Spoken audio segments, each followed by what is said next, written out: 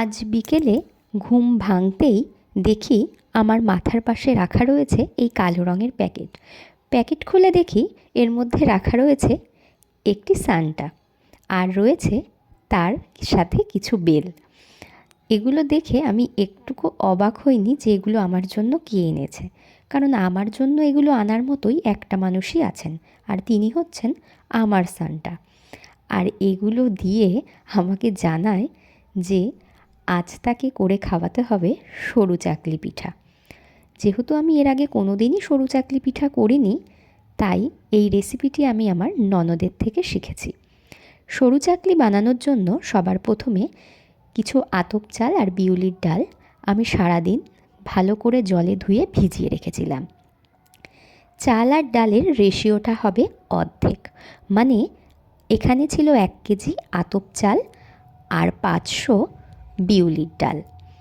চাল আর ডাল ভালো করে ভিজিয়ে রেখে দিয়েছিলাম ধুয়ে সারাদিন। তারপর সন্ধ্যাবেলায় এই চাল আর ডাল ভালো করে একটি পেস্ট তৈরি করে নিই। আগে আমি আতপ চালগুলো পেস্ট করেছি, তারপর আমি সেই একই মিক্সির জারে আমি বিউলির ডালগুলো পেস্ট করে নিয়েছিলি।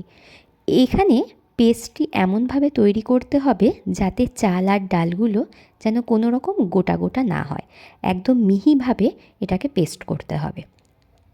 পেস্ট করে নেওয়ার পর তারপর আমি 1 চামচ লবণ দিয়ে ভালো করে চাল আর ডালটাকে একটি হাতার সাহায্যে মিশিয়ে নিই।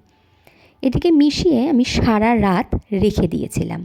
গরমকাল হলে পরে এটি ভালো ফুলে উঠত সকালবেলা, কিন্তু যেহেতু এখন শীতকাল তাই এটি সারা রাতেও ফুলে ওঠেনি। পরের দিন সকালবেলায় আমি এটিকে রোদ্দুরে দিয়ে রেখে দিয়েছিলাম। তারপর সন্ধ্যাবেলায় এই মিশ্রণটির মধ্যে আরেকটু জল দিয়ে পাতলা করে একটি ননস্টিকের ফ্রাই প্যানে এটি পাতলা পাতলা করে ঠিক গোলা রুটির মতো করে এটাকে ভেজে নিতে হবে।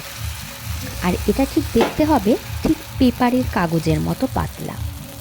সরু চাকলি পিঠা বেশিরভাগই মানুষ আছেন যারা গুড়ের সাথে খেতে ভালোবাসে, কিন্তু আমাদের বাড়িতে এটি চানা, আলুর দম, ঘুগনি এসবের সাথে খেতেই ভালোবাসেন। এক পিঠ হয়ে গেলে তারপর অন্য পিঠটিও ঠিক এইভাবে উল্টিয়ে ভেজে নিতে হবে। ব্যাস, হয়ে গেল সরু চাকলি। আপনারাও ট্রাই করুন।